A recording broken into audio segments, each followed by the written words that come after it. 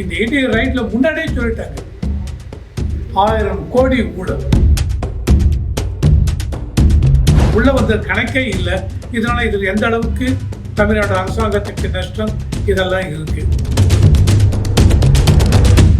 Sir என் மேல ஒரு குற்றமும் இல்லை. இவங்க இடி வந்திருக்காங்க எங்க மேல இது பண்றாங்கன்னா போட்டு போயிடுங்க. பொலிட்டிக்கல் பார்ட்டி எல்லாமே பார்த்தீங்கன்னா எதிர்கட்சியாக இருக்கும்போது ஒரு பேச்சு, ஆளும் கட்சியாக இருக்கும்போது அப்படியே தலைகீழ மாற்று. 100 கோடி 200 கோடி 500 கோடி இந்த மாதிரி நீங்கள் போடும்போது எங்கேருந்து உங்களுக்கு சோர்ஸ், எங்கேருந்து இந்த பணம் போய் இன்னி வரைக்கும் இந்த கேஸில் டாஸ்மாகில் செந்தில் பாலாஜி இவராக இருந்தால் அதனால அவர் பேர் அடிக்கணும். இதுல உண்மை இருக்கலாமோ, ஒரு அண்ணாமலைக்கு ரிலீஸ் பண்ணதுல உண்மை இருக்கலாமோ, அவர் சொல்ற இந்த ஊழல்லாம் உண்மைதானோ அப்படின்னு.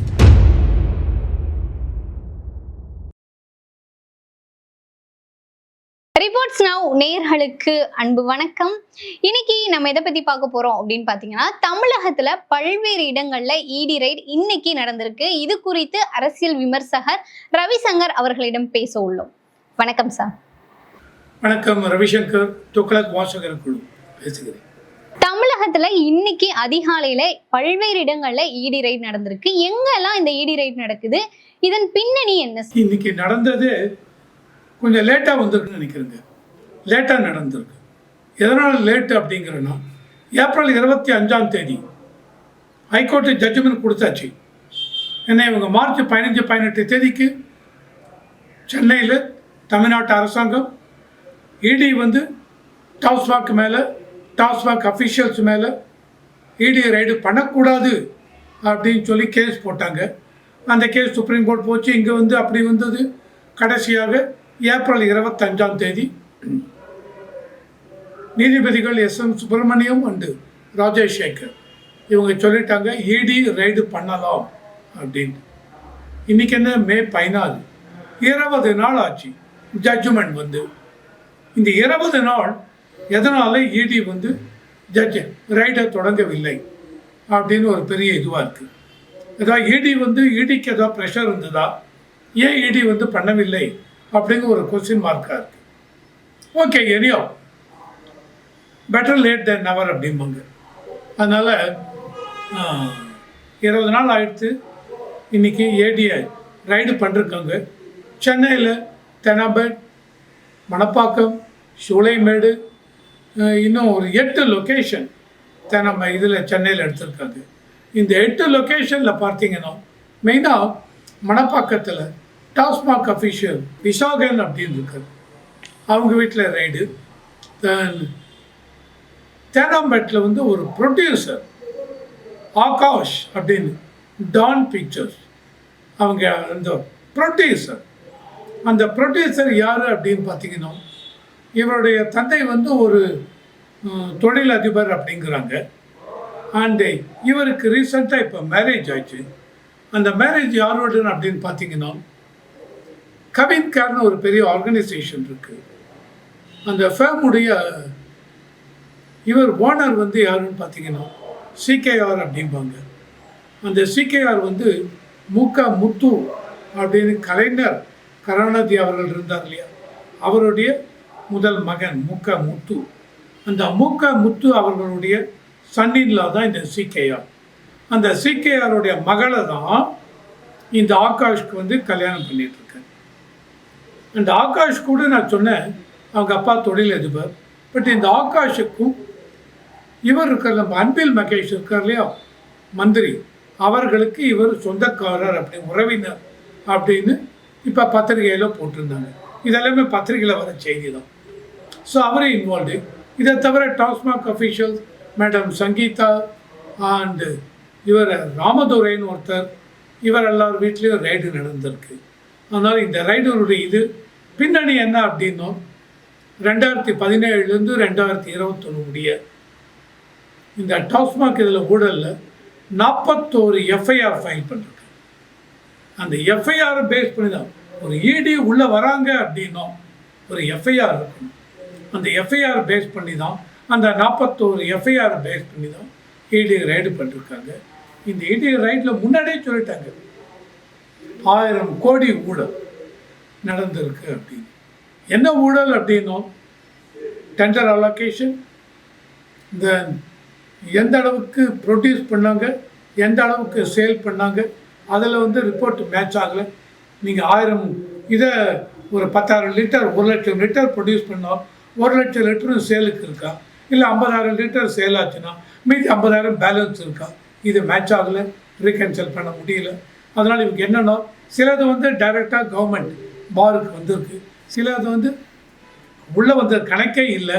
இதனால் இதில் எந்த அளவுக்கு தமிழ்நாடு அரசாங்கத்துக்கு நஷ்டம் இதெல்லாம் இருக்குது. அப்பார்ட் ஃப்ரம் திஸ், இந்த பாட்டில்ஸ்லாம் விற்றது போக அந்த எம்டி பாட்டில் அதில் வாங்கிறது, அதுலேயும் ஊழல். இந்த மாதிரி நிறைய ஊழல்.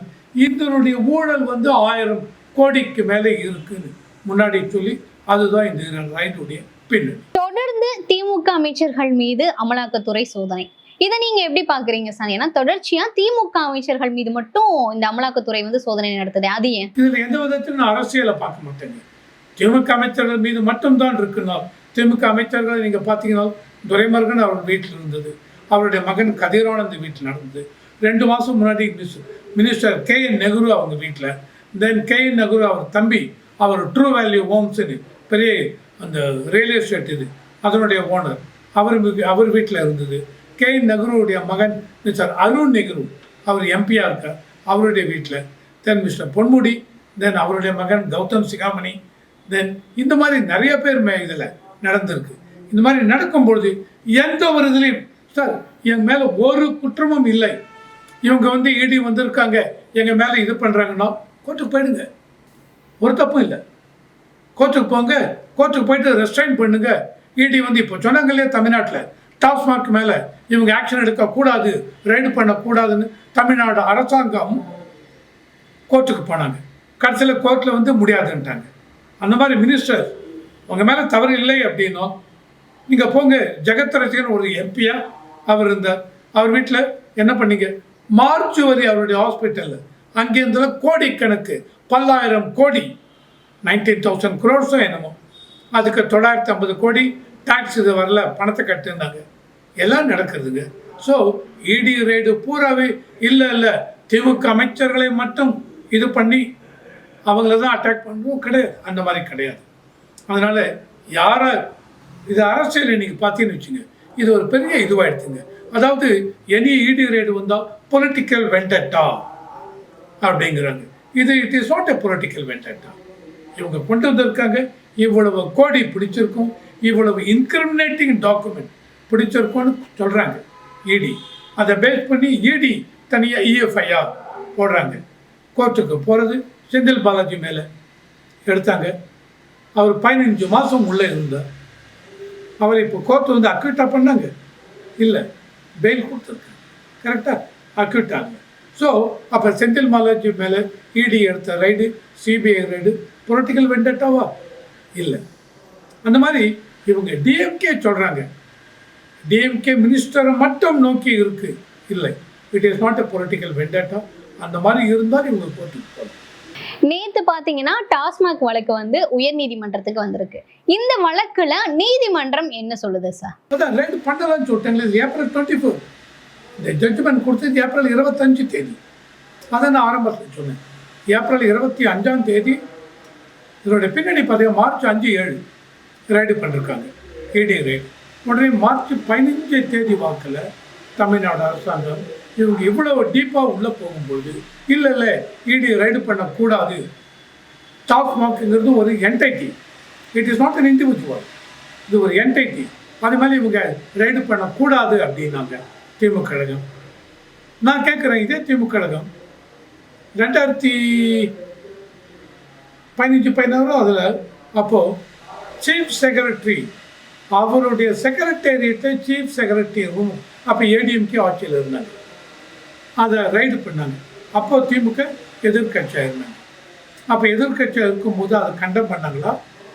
சீஃப் செக்ரட்டரி ரூமுக்குள்ளே போய் நீங்கள் எப்படி ரைடு பண்ணலாம், செக்ரட்டேரியட்டுக்குள்ளே நீங்கள் எப்படி வரலாம் அப்படின்னு கேட்டாங்களா? இல்லை. ஸோ நம்ம பொலிட்டிக்கல் பார்ட்டி எல்லாமே பார்த்தீங்கன்னா எதிர்கட்சியாக இருக்கும்பொழுது ஒரு பேச்சு, ஆளும் கட்சியாக இருக்கும்பொழுது அப்படியே தலைகீழ 180 டிகிரிஸ் ஒரு டர்ன் பண்ணி அந்த மாதிரி பேசுகிறாங்க. ஸோ இதை வந்து மார்ச் 7, 8 அதுக்கப்புறம் இவங்க சொன்னாங்க பண்ணக்கூடாதுன்னாங்க, சுப்ரீம் கோர்ட்டு போனாங்க. இந்த கேஸையே தமிழ்நாட்டிலேருந்து மாற்றலாம் அப்படி இப்படின்னு டிஎம்கே தமிழ்நாட்டு அரசாங்கம் சொன்னாங்க. சுப்ரீம் கோர்ட் கேஸே நோ, நத்திங் டு, இந்த கேஸ் நடக்கும்னாங்க. மறுபடியும் இங்கே வந்தாங்க. ஏப்ரல் 7, 8, 9 அதெல்லாம் நடந்தது. ஏப்ரல் 25 ஜட்ஜ்மெண்ட் கொடுத்துட்டாங்க, ரைடு பண்ணலாம் அப்படின்னு. அந்த ரைடு தான் இப்போ நடக்குது.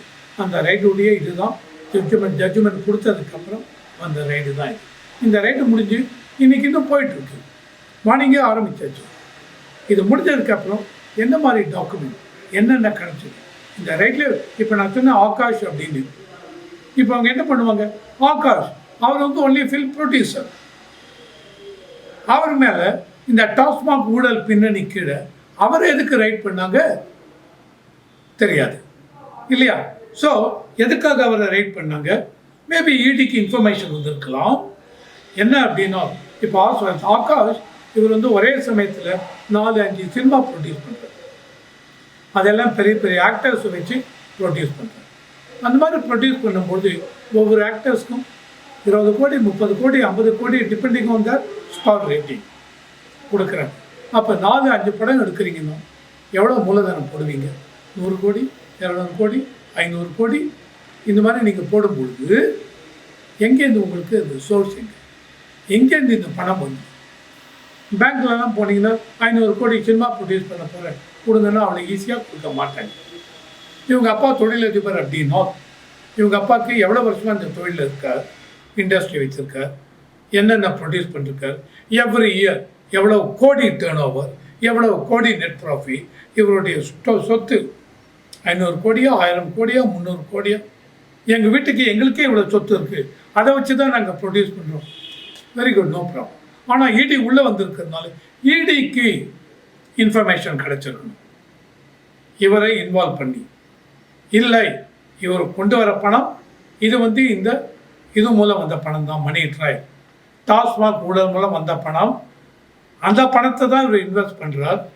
இவர் சிலருக்கு பினாமி, அதனால் இவரையும் நம்ம இது பண்ணணும்,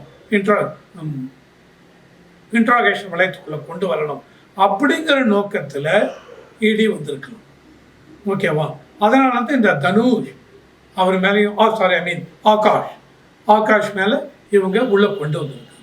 இதனால் இது முடிந்தால்தான், இன்னைக்கு முடிந்து 2-3 நாள் ஆகலாம். இடி சொல்லுவாங்க என்னென்ன டாக்குமெண்ட் எடுத்தோம், என்ன அது எதுன்னு சொல்லுவாங்க. அதெல்லாம் தெரிந்தால்தான். இப்போ நீங்கள் பார்த்தீங்கன்னு வச்சுங்க, இன்றைக்கி அந்த விசாகன் அவர்கள் வீட்டுக்கு பின்பக்கத்தில் இந்த ரைட்டெல்லாம் வரும்பொழுது அவங்க வாட்ஸ்அப்பில் நிறைய சேட்லாம் பண்ணிருக்காங்க. அந்த டாக்குமெண்ட்லாம் பிரிண்ட் பண்ணி அதெல்லாம் வெளியில் போட்டு கிடக்காங்க. ஸோ ஈடிக்கு கண்டிப்பாக ஒரு துப்பு கிடைச்சிருக்குங்க. அதை பேஸ் பண்ணி தான் இவ்வளோ வர்றாங்க. அதை இது வரைக்கும் பண்ணது எல்லாமே இன்னைக்கு டாஸ்மாக் அஃபிஷியல் அவங்க வீட்டில். ஆனால் ஆகாஷ் அவரையும் உள்ளே கொண்டு வந்திருக்காங்க இடி வளையத்துக்குள்ளே. அது என்னன்னு போக போகுதுன்னு தெரியும். இந்த டாஸ்மாக் முறைகேடு வழக்குனால அரசியல் களத்துல எந்த மாதிரியான அதிர்வலைகள் இருக்கும் அப்படின்னு நீங்க நினைக்கிறீங்க சார்? கண்டிப்பாக அரசியலில் பார்த்தீங்கன்னு வச்சுங்க, மக்களுக்கு டிஎம்கே மேலே ஒரு வெறுப்பு.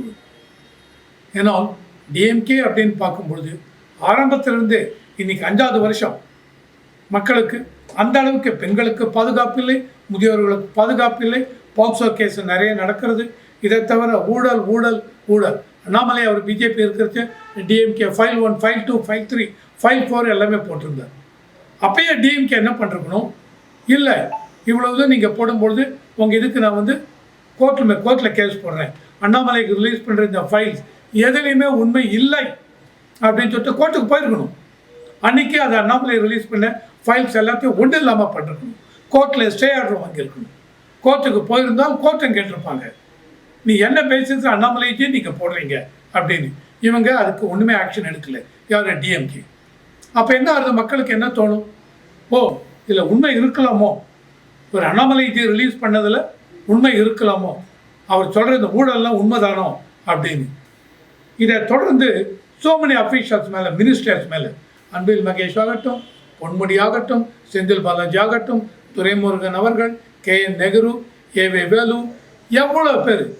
இதை தவிர சில கோர்ட் கேஸ் 2006-11 1996 2001 பீரியடில் இவங்க ஆட்சியில் இருக்கும் பொழுது நடந்த அந்த சில கேசஸ்லாம் இவர் KK ராமச்சந்திரன், தமிழக தென்னரசு அவர்கள், இவங்க மேலாம் இருந்த கேஸு, ட்ரையல் கோர்ட்டில் இருந்த கேஸை வெள்ளூருக்கு மாற்றி வெள்ளூர் இவங்க எல்லாரும் அக்விட் பண்ணிட்டாங்க.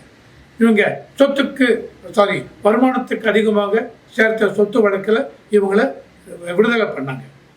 அதை இப்போ ஹைகோர்ட் என்ன பண்ணாங்க, மோட்டோ அவங்களே இந்த கேஸை எடுத்துட்டு இல்லை அப்படின்னு சொல்லிட்டு மறுபடியும் கேஸ் கொண்டு வராங்க. அப்போ இதெல்லாம் பார்க்குறது மக்களுக்கு என்ன தோன்றுது, இந்த திமுகன்னு வந்தாலும் எப்பவுமே பிரச்சனையாக இருக்கு, இந்த அளவுக்கு பிரச்சனையாக இருக்கு, கோர்ட் வரைக்கும் போய் ஜட்ஜு வரைக்கும் விலைக்கு வாங்க முடியறதா? மத்திய அரசு வேணும்னு பண்ண மத்திய அரசு அண்ணாமலைக்கு ரிலீஸ் பண்ணாங்களா? இல்லை இந்த தேதிக்கு மெனி இன்வெஸ்டிகேட்டிவ் ஜேர்னலிசம் இருக்குங்க, யார் வேணாலும் என்ன வேணாலும் கொண்டு வர முடியும். Are I am seeing it as a coincident. Annamalai 500 கோடிங்கிறது 1000 கோடி 10,000 கோடியும் கூட சொல்லலாம். இப்போ அண்ணாமலை 5000 கோடின்னு சொல்லி இவங்க 1000 கோடி சொல்லியிருந்தாலும் அப்போ என்ன கொஸ்டின் கேட்பீங்க சொல்லுங்க. இல்லை அண்ணாமலை 5000 கோடி சொன்னார், அவர் என்ன பேசிஸ் சொன்னார்? ஒரு இண்டிவிஜுவல் சொல்கிறத கணக்கில் எடுத்துக்காதீங்க. அண்ணாமலை 1000 கோடின்னு சொன்னார், இடியும் அவங்களும் 1000 கோடி சொல்கிறாங்க. இந்த மாதிரி நடந்திருக்கு. அண்ணாமலைக்கு எங்கேருந்து வந்திருக்கலாம் இன்ஃபர்மேஷன், யார் மூலம் என்ன சோர்ஸ் யாருன்னு சொல்ல மாட்டாங்க. இன்னைக்கு தேதிக்கு பத்திரிகை நிருபர்கள் அவங்களுக்கு இன்ஃபர்மேஷன் வருங்க, ஆனால் அவங்கள போய் கோர்ட்டில் கேட்க முடியாது. உங்களுக்கு சோர்ஸ் என்ன ஜேர்னலிஸ்ட் சொல்ல மாட்டாங்க. இது உண்மையா பொய்யா நாங்கள் சொல்கிறோம், இது பொய்யுன்னே எம்எல்ஏ ஆக்ஷன் எடுங்க, அவ்வளோதான். இப்போ அண்ணாமலை சொல்லிருக்கார், இடியும் சொல்லிருக்கார், அதனால இடி முன்னாடி சொல்லி அண்ணாமலைக்கு தெரிஞ்சிருந்தா தெரியாது. இதெல்லாம் ஒரு யூகத்தின் அடிப்படை தான். அண்ணாமலைக்கு எப்படி தெரிஞ்சு மேலே கண்டுபிடிங்க. அண்ணாமலை கூப்பிட்டு சொல்ல மாட்டார். இப்போ என்னைய கூப்பிட்டு கேட்டீங்கன்னு வச்சுங்க, நீங்கள் இந்த மாதிரி போட்டிருக்கீங்க, உங்களுக்கு எங்கேருந்து இன்ஃபர்மேஷன் வந்து சொல்ல மாட்டேன். நான் சொல்ல வேண்டிய அவசியம் இல்லை. நான் சொன்ன உண்மை இது உண்மையா பொய்யா? உண்மையாக இருந்தால் அவர் மேலே ஆக்ஷன் எடுங்க, பொய்யா இருந்து என் மேலே ஆக்ஷன் எடுங்க, இவ்வளோதான். அந்த அண்ணாமலைக்கு எப்படி முன்னாடியே தெரியும்? மத்திய அரசாங்கம் இவங்களை முன்னாடியே சொல்லியிருக்காங்களா? That is not important. என்ன இம்பார்ட்டன்ட்? டாஸ்மாக் கேஸ் உண்மையா பொய்யா? 1000 கோடி ஊழல், இது உண்மையா பொய்யா? இது பொய் இல்லை என்றால் டாஸ்மாக் அகெயின்ஸ்டா இவங்க பைக்கோட்டுக்கு வர போகிறாங்க.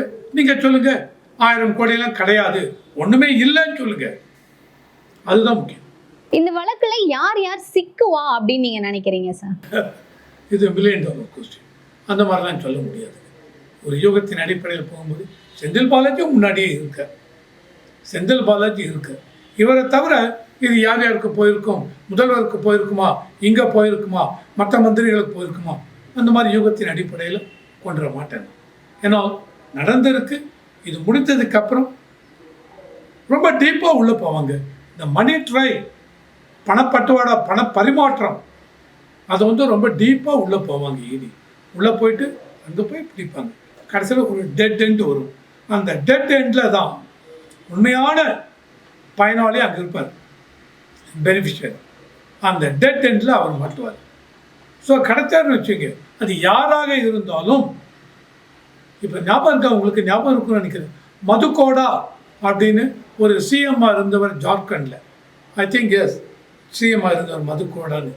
அவர் ஒரு பெரிய ஊழல் வழக்கில் மாட்டிட்டு ஜெயிலில் தூக்கி போட்டாங்க. அப்போ ஹரியானாவில் ஒரு சிஎம்மாக இருந்தவர். இதெல்லாம் அது வேறு case. Lalu Prasad Yadav fodder case, மாட்டு தீவன இந்த ஊழல் வழக்கு, அவரும் உள்ளே இருந்தார், ஜெயிலில் இருந்தார். கரெக்டாக? இதெல்லாம் இடி அரசாங்கம் கோர்ட்டுன்னு வரும்போது என்ன வேணாலும் இருக்கும். ஆனால் இன்றைக்கே இதில் அவர் இருப்பார் சார், இதில் இவர் இருப்பார், நமக்கு தெரியாது. அதை சொல்லுவதில் அர்த்தம் இல்லை. ஆனால் எங்கே போகும்? இன்னி வரைக்கும் இந்த கேஸில் டாஸ்மாக் இதில் செந்தில் பாலாஜி இவராக இருந்தார், அதனால் அவர் பேர் அடிப்படுது. இதை தவிர வேறு எந்த மினிஸ்டர் பேரும் இதில் அடிப்படலை. ஆனால் இன்னி தேதிக்கு ரைடு நடந்த கூட இவங்க வீட்டுக்குள்ளே இப்படி தான் நடக்கும். தலைமை தப்புன்னு நினைக்கிறீங்களா?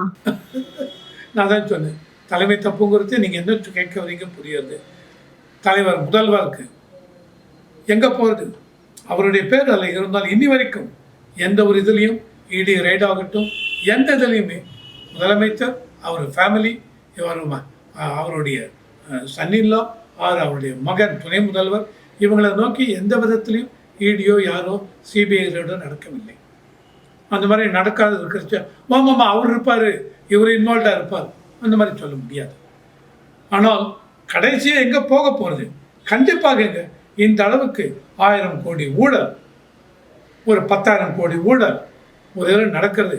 செம்மன் கேஸ் அதெல்லாம் நடந்து அதை டைரெக்டாகவே சொன்னாங்க, பொன்முடி அவங்க மகன் இன்வால்வ்டு அப்படின்னாங்க.